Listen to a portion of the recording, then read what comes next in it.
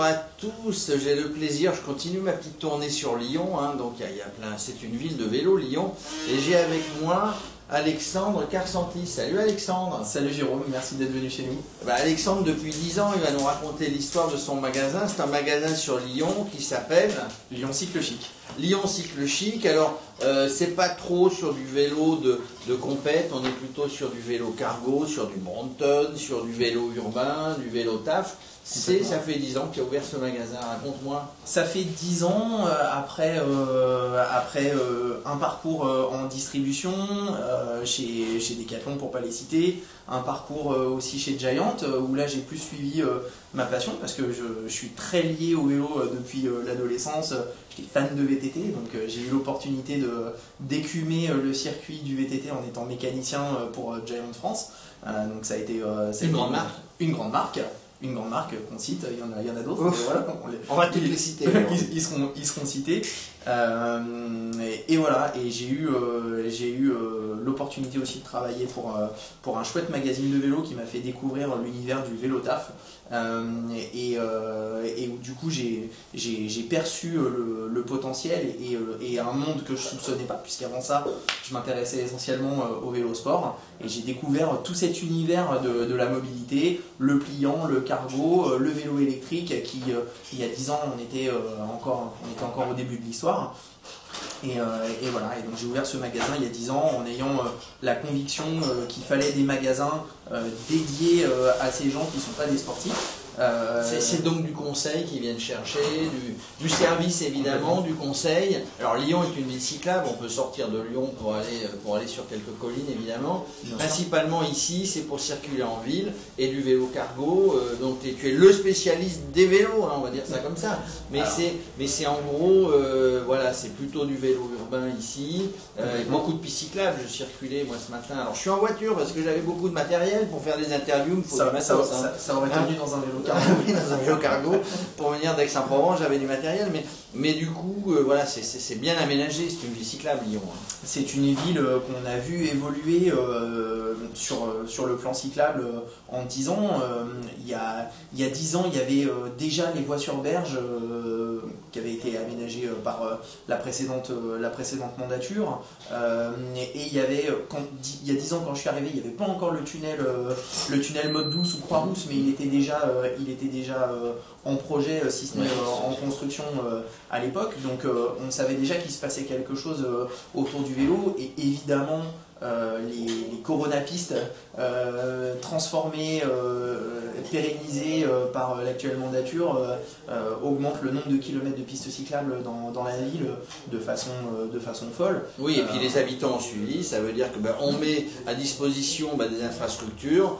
Il n'y a pas de raison qu'après les habitants ne les utilisent pas. Complètement. Toi, tu es aussi pratiquant, évidemment. Hein, on s'est croisés la dernière fois, c'était au Paris-Brest-Paris qui aura lieu de nouveau en 2023.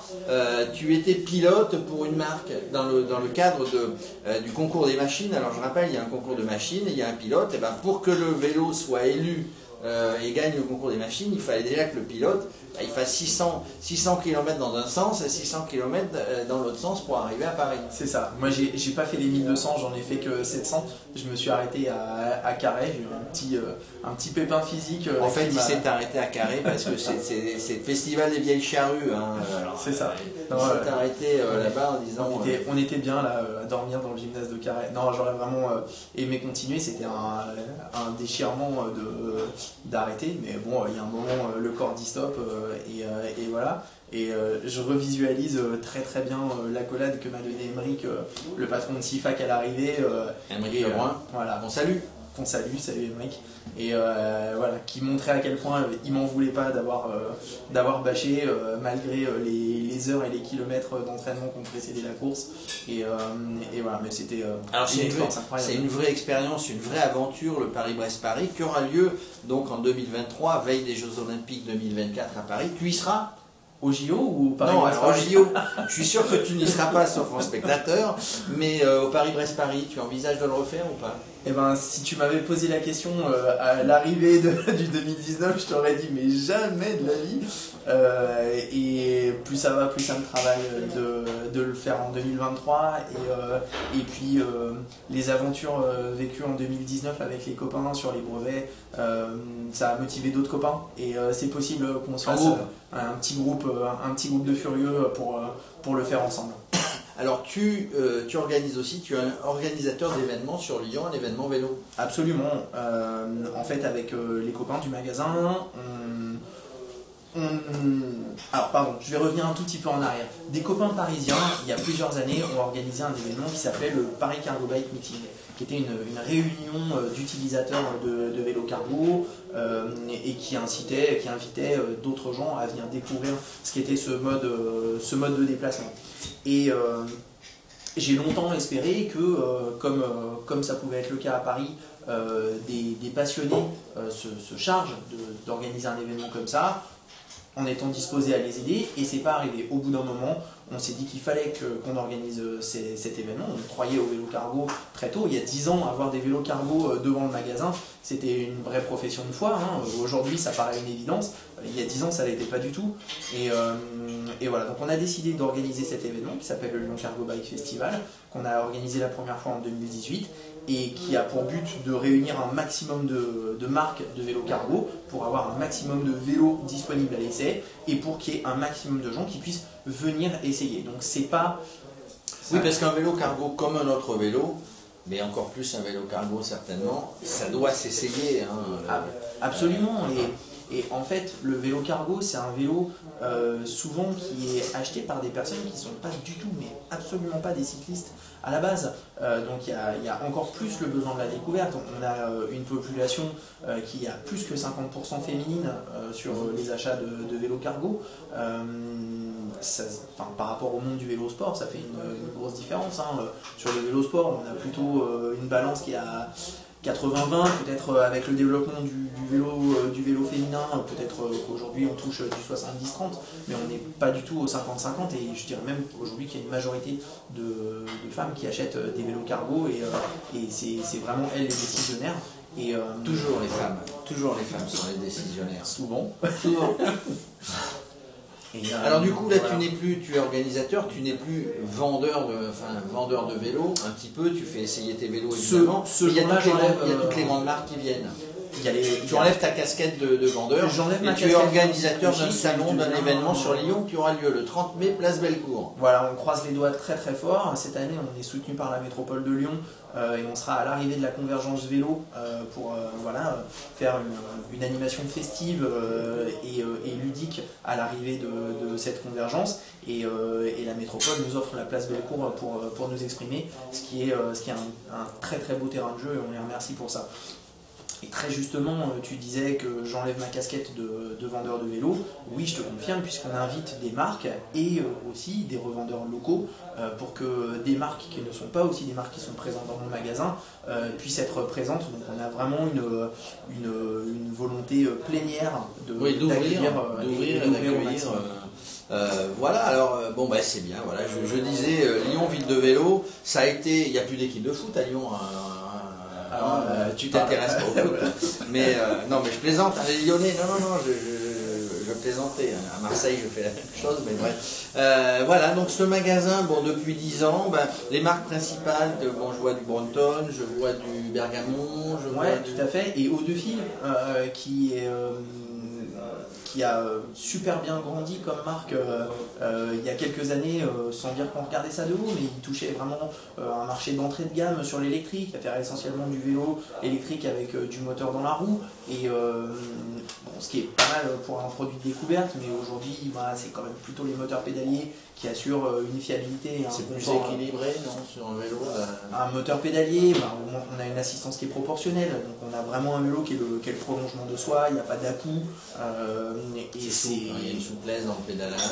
Ouais, et le fait est qu'aujourd'hui, c'est des marques comme Bosch et Shimano qui nous offrent la possibilité d'avoir un outil de diagnostic, d'avoir un SAV qui est très performant quand il y a quelque chose à faire sur la partie électrique du vélo, et ça nous met nous en confiance, et ça nous permet de mettre le consommateur en confiance quand il achète un vélo équipé comme ça. Et donc Audefil a beaucoup développé sa gamme, a pris de la place à l'intérieur du magasin.